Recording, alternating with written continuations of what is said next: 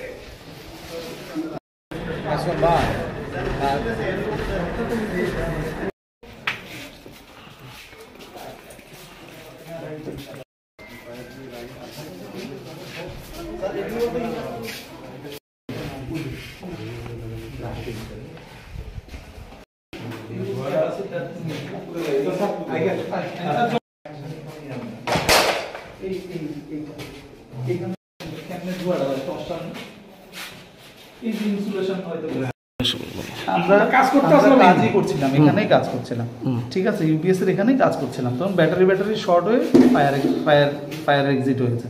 এবার ব্রেকারগুলোতে পুড়েছে, আমরা এখন খুলে পুরো অ্যাসেসমেন্ট করে দেখবো। উইদিন 5 to 10 মিনিটস আমরা হসপিটালের লাইন আবার রিস্টোর করে দিচ্ছি, ঠিক আছে। আর এরপরে আমরা ব্যাটারি ব্যাংক আপ এগুলো থ্রু আউট চেক করবো। কোনো কিছু ক্ষয়ক্ষতি হয়েছে? খুব বেশি ক্ষয়ক্ষতি হওয়ার কথা নয়, ব্রেকারই পুড়েছে বেসিক্যালি, ব্রেকার টেকারই জ্বলেছে, ইনসুলেশন কিছু খারাপ হয়েছে। এখন ব্যাটারিগুলোকে থ্রু আউট চেক করার পরে বুঝবো ব্যাটারিগুলো। এমনিতে আপনারা দেখতে পাবেন এখানে কোনো যে ফায়ার হয়েছে খুব বেশি একদম পুড়ে গেছে এই ধরনের কোনো কিছু নেই। সঠিক সময় ফায়ার সার্ভিসটা কি এসেছে? সঠিক সময় ফায়ার সার্ভিস এসেছে? ফায়ার সার্ভিস সঙ্গে সঙ্গে এসছে, ওদের কোঅপারেশন খুবই ভালো ছিল।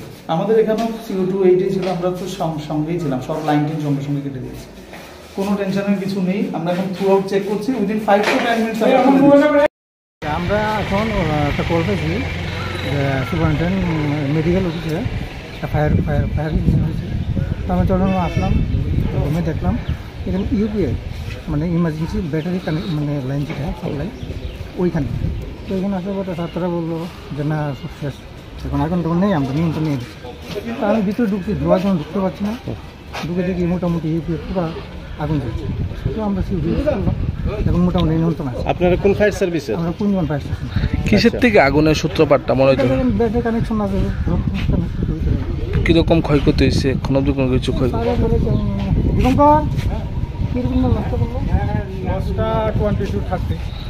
আচ্ছা, যদি সঠিক সময়ে না নিবানো যেত কিরকম?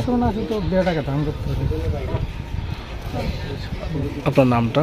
আমার নাম রতন ছিল। এখন কিরকম আছে? এখন নিয়ন্ত্রণ আছে, গ্লাসটা সব করে দিয়েছি, ধোয়াটি বেড়ে গেলে